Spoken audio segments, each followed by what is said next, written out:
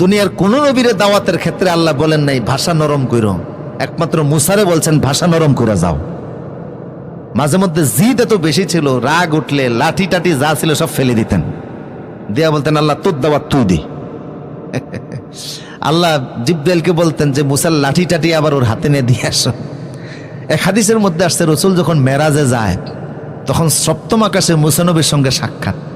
তো মুসা আলাইহিস সালামকে রসুল বললেন আপনি কেমন আছেন? জি ভালো আছে। ধন্যবাদ দেওয়ার পরে বলতেছে যে কোথায় যাচ্ছেন? কয় আমার দাওয়াত আসছে, আরশে যেতে হবে।